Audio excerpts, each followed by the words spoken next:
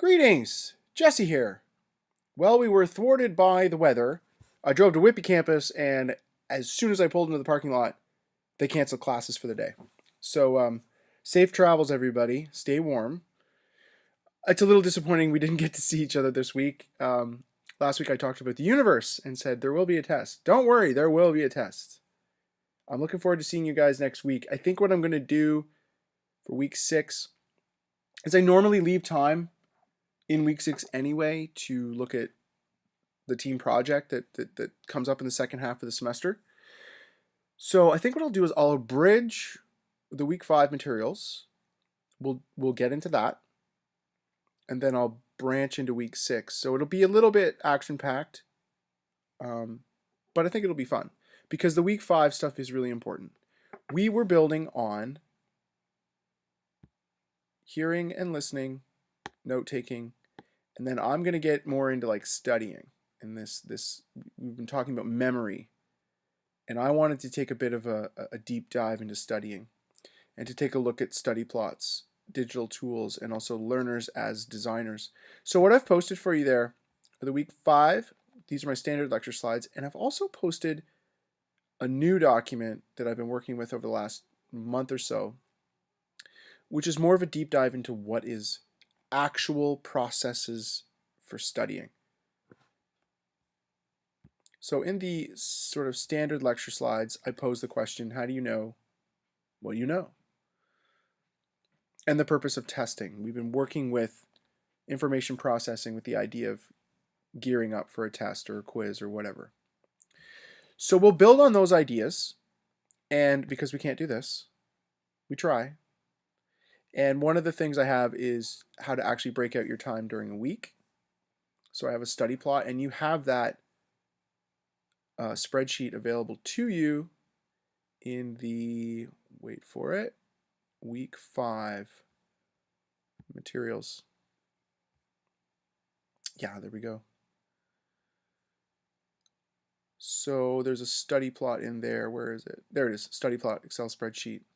And basically the argument here is that incremental study, if you take a look at it, rather than just studying all on a Sunday, not only can you get more time, but it's more quality time because you get to break up that information. And then I got into a little bit of diagramming. And this is kind of where I bring up what can you do with your study time, and I got this from a cognitive psychologist. 20 minutes of reading, 20 minutes of practice, so in this case it's diagramming, and 20 minutes of testing thyself. And this is where the digital tool piece comes in, where I've been using Quizlet.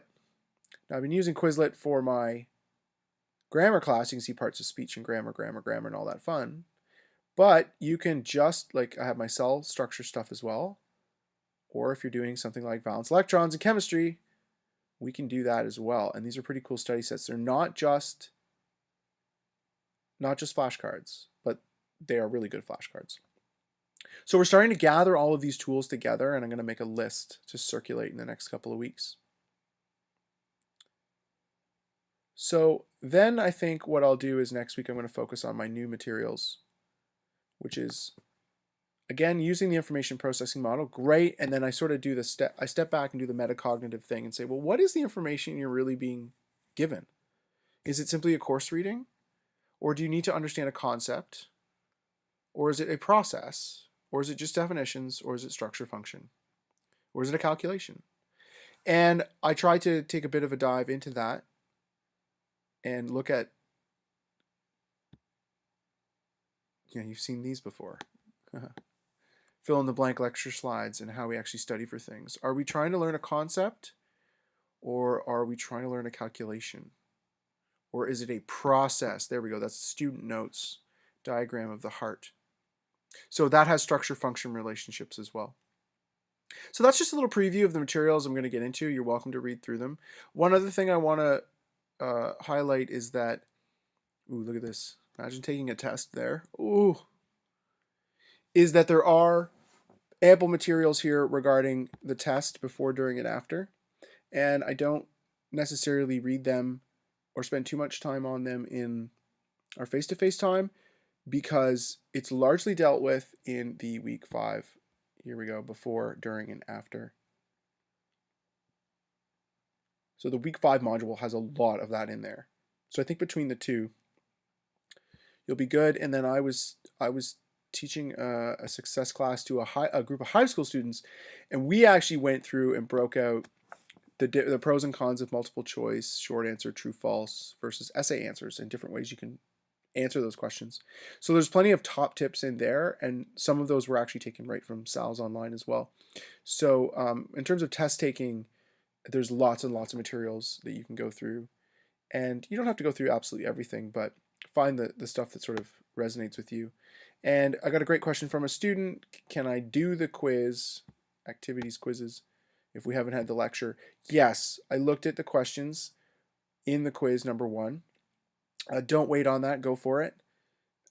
There's nothing in there that you couldn't find in the weekly modules or in my lecture slides as well. So there's no nefarious plan here, even though the weather, thwarted us. Oh, I can see 8 of you have already done it. Great. So go forth and conquer. I think that's everything I wanted to touch on, but I did want to send out, hello, in spite of the fact that classes were canceled, which is a rare occurrence at Durham College. So safe travels and stay warm. If you have questions, no problem. Shoot me an email, but also check out my form. It's in the content area, and it is request a meeting, where you can actually see when I'm available. And I do have an online room that we can meet in and chat. So if you, there's been a bunch of emails flying around, and that's all well and good, but I do prefer having a face-to-face conversation if it's an elaborate question or whatever. So you can use that form to find out, where I am, and I have an online room, or we can FaceTime, or we'll wave at each other, hello. So yeah, be well, everybody. And if you got questions, shoot me a request a meeting form or a quick email. Okay, that's all for now. Cheers, everyone.